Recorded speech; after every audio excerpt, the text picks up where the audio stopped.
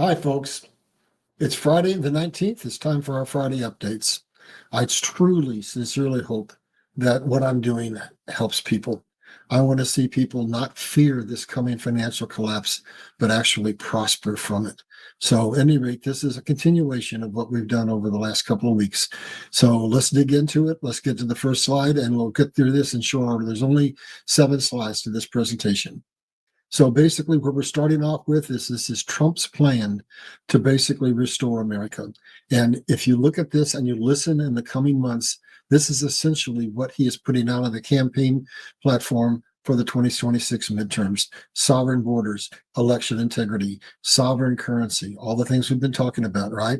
Reduce national debt, job generation, war on drugs, national security, war on crime, freedom of speech in foreign conflicts. I want to go back to one of these, though. I just ask you to take a screenshot of this. I don't want to waste a lot of time on it, but let's go to bullet point number 2, election integrity. I made an announcement a minute ago and asked you to go back and watch a 107 and Mary Crawley show that they just did. We posted it on this channel, and she, for those of you who don't know, is in prison. It's over what she did to protect our election integrity. We need to get her out, and I think that event is going to rally around the people standing up and demanding that she gets out. But what's going to happen is when that happens, Trump is going to declare national emergency, and he's going to basically say that we're going to have voter IDs across the nation, paper ballots, new registration rolls. We're going to curtail gerrymandering, no social security cards of any kind, no voting rights, no entitlements. Basically, we're going to get these people out of this country and get back our sovereign borders, our sovereign nation, our basic foundational principles that are enumerated in our Constitution. Let's go down and let's break this down a little further. So this is basically what Trump has been announcing. I want to give you a little history that we talked about before. Always before there's an intentional collapse where the global elite slowly drive us into debt till we reach where we're at right now, where people can only afford the necessities, and then they collapse the market. They make no effort to fix anything. They just start the process over again and wait until we get back into debt to where we can't afford anything, and then they collapse it again. Trump's got a totally different plan, and we're going to review it real quick in a minute here. What he's going to do is not declare bankruptcy. He's going to create a soft financial collapse so that America comes out of this intact, not as the sole reserve currency of the world, not as the absolute dominant nation of the world, but as a principal, maybe the number one nation, maybe number 2, but I think it'll be number 1. But then he's going to do something that's never been done before. He's going to rebuild America and basically get us out of this financial difficulty by growing us out of the debt. So let's go on down and look, and we'll review what he's going to do to accomplish that. So if we'll go to the next slide, we'll review what he said he's doing. He's going to basically revalue gold at $20,000. And if you look at what's on that screen, it's currently on the books at a ridiculous $40.22. In the Great Depression in 29, gold was on the books at $22. That's what they always do, because the politicians don't want to have to declare bankruptcy. So they leave the gold on the books at an incredibly low price so that when things get bad, they can revalue the gold and they can make the debt to GDP ratio look better. So just revaluing our gold is going to give us $11 billion. And then he's already said that he is confiscated Bitcoin and used Bitcoin and gold as part of a strategic reserve along with XRP. And when he gets through confiscation, not buying, but through confiscation, a total of 1 million Bitcoin, he's going to raise the price of Bitcoin to $1 million per coin. You put that together, and the two of them are going to give us $6.2 trillion that he can use to basically impact the debt to GDP ratio so that it looks like to the rest of the world that America's solvent. And then what's he going to do? He's going to back our currency by gold based upon a stable coin. And then the stable coin purchases are going to be used to buy treasuries. And that's going to create the soft collapse of the United States. And he's bringing in a new Fed chairman who is going to see to it that we have low interest rates, because we have quite a bit of money that we have to to basically look at refinancing this year and next year, and we need low interest rates in order to not have that drive us into a catastrophic collapse. So that's phase one of what he's doing, basically create the soft collapse. Let's go on down and go to the next thing here. And what we see is this: everything he's doing, I don't care what you hear them saying, everything he's doing is based on the Constitution, it's based on the law of war, it's based on following guidelines that are constitutional. It's not like what they say. He's not a rogue out there doing things. So what's he telling me? He's passed legislation. He's passed an executive order, 13818, that basically authorizes him to confiscate the assets of those who are committing illegal crimes, meaning drug trafficking, meaning human trafficking, meaning all the various laws that have been passed. So basically, you're going to find in the coming months that he's going to come after many billionaires, after the banks, after the corporations, after the politicians, and he's going to clean house. And all that money is going to be confiscated to be used as part of the wealth transfer and or part of getting us completely out of debt. Let's go down to the next slide and we'll see how this plays out in practical terms. Now, we had this slide up before, but I've got some very significant new news for you. So we need to review this, and I need to ask you to listen. So we've already know that XRP is going to be part of that strategic reserve. Why? What does the function that it provides? Whenever you have a financial collapse, the last thing they do is dry up the credit. And when that happens, then the logistics chain of the entire world is going to be basically brought to a screeching halt. That's the moment in which they're going to bring XRP out. And it's not going to be all that far down the road. Every piece of legislation that needs to be passed has been passed. The Bitcoin Act, the Big Beautiful Bill, the Genius Act. We're out from under the lawsuits now with the SEC. We have 17 ETFs coming out. XRP is now a bank. I mean, everything that we need to see in order to enable them to basically put XRP into application is there. And when that happens, XRP is going to go up. I expect within the next couple of months, we're going to see XRP, well, into the first quarter in double digits. And by the middle of the year, I think we're going to see it in triple digits. And who knows where it's going to go from there. So my absolute best pick for any investment you can make, in my opinion, is XRP. Now, remember, I'm not a financial counselor. I'm not a billionaire. I'm just a guy who does homework, who studies history, and who listens to the Lord. And the Lord came to me 3 years ago and said, never before in the history of man as the average man had an opportunity to buy what was going to be the world's reserve currency. So I started buying it. It was 30 cents. So that's my number one recommendation. Now let's go on down. And gold. Gold is going to go up. He's already told us it's going to go to $20,000. But there's something I want to warn you about. When that happens, it's going to happen overnight. And if you've got a big position in gold, you're not going to lose your money, but it's not going to be liquid. You might have a hard time getting in and out. So let's go on down to my pick in the metals, which is silver. And I've got some very exciting news to tell you, and some very scary news to tell you, actually. Silver is grossly underpriced. For decades, it traded at 16 to 1 to gold. I mean, 16 ounces of silver, about 1 ounce of gold, but it's been held down forever. And so here's my first announcement. There's a second one to follow. JP Morgan has been the number one culprit in terms of holding silver prices down. They just stopped. They pulled all their paper out, and they basically bought 22 billion with a B dollars of silver, creating the largest reserve of silver of anybody out there. And they bought it at current prices. So here's what that tells you, folks. They're trying to tell you, you missed it. You missed the opportunity for silver in the 60s or in the 70s. It's done. It's had its run. No, with all the information that JP Morgan has, with all the clout that they have, if they just bought $22 billion worth of silver at 60 some dollars, you know that the upside is huge. And now I'm going to tell you the second piece of news, and it's going to tell you or give you an idea just how big that upside is. And I have to ask you to do something once I've told you what this is about. Samsung out of Japan just made a major announcement. They cracked the code for making a battery that can be charged quickly, that's non-flammable, and it has a range of up to 9 900 miles. That sounds fantastic, right?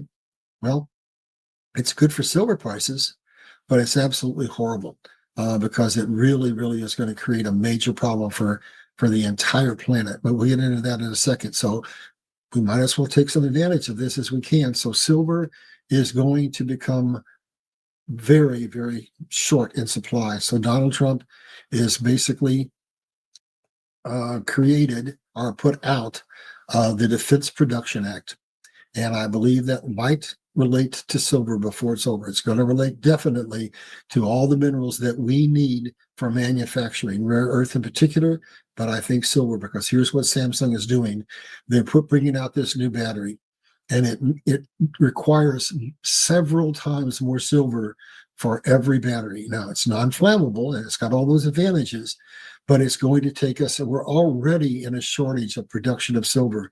And remember, you can't have your iPhone, your computer, your television, any electronics if we don't have silver. It is the quintessential mineral, even more important than oil. And what Samsung is going to do is basically push it on the batteries for the EVs, and it's going to get pushed for solar panels. And I'm telling you, we're going to have such a shortage of silver, you can't even imagine it. And that's where Trump is going to have to be forced into taking action in terms of the Defense Production Act.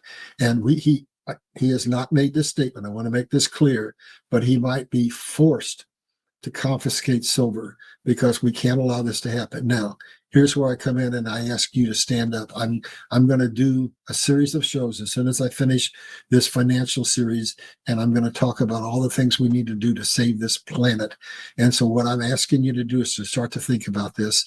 If this new battery from Samsung is going to basically deplete the silver supplies on the planet, that's crucial. That's catastrophic. There are things we can do. Donald Trump could say that nobody is allowed to send those batteries into the United States. Samsung, you're blocked out. Not just a high tariff, but you can't sell your batteries in this country. And if other countries around the world did it, we would avoid a catastrophic shortage in silver. But for right now, this means a real buying opportunity for you because silver is going to go up and up and up into the roof, and they're going to have to bring new mines on. And that means that to do that, the processed silver probably has to go to a couple $100 in order to make it profitable to open these mines up that aren't really, really super efficient. So that's the story I want to tell you on silver. If we run out of silver, then there's going to be greater and greater demand on copper. And a couple of hints on how you would invest in silver. Those of you who are holding numismatic coins, forget it. You're not going to get that premium you thought you were going to get because basically the silver is going to be sought after for manufacturing. And they'll just buy those numismatic coins from you and basically melt them down and put them into automobiles, into whatever, into your computers. So forget it. You're not going to get a premium. You might as well get out from under it while you can.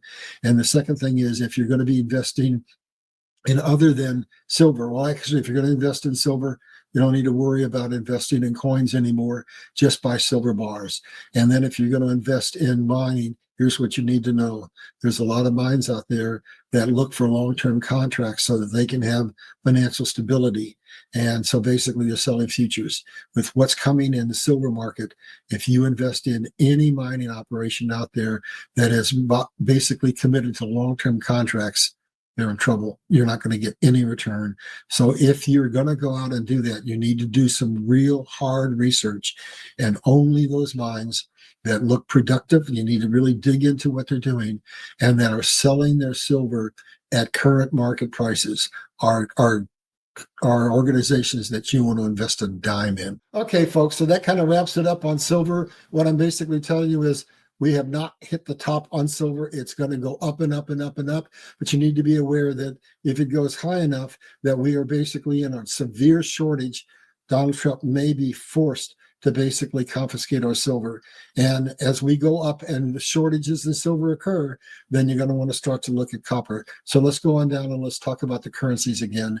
So basically we're going to look at, is it practical to think that there's going to be a currency reset? And Donald Trump has said over and over again, he says we have to have financial parity. Every nation in the world has to have a currency that's relatively close together. That's essential for Nasara. That's essential for peace and prosperity. So Trump has been going around the country setting things up to accomplish that. He's been involved now in 8 peace agreements. And he's basically, why is he in, since we got this currency up here for the dinar, what's he doing with that country, with Vietnam, and with Venezuela?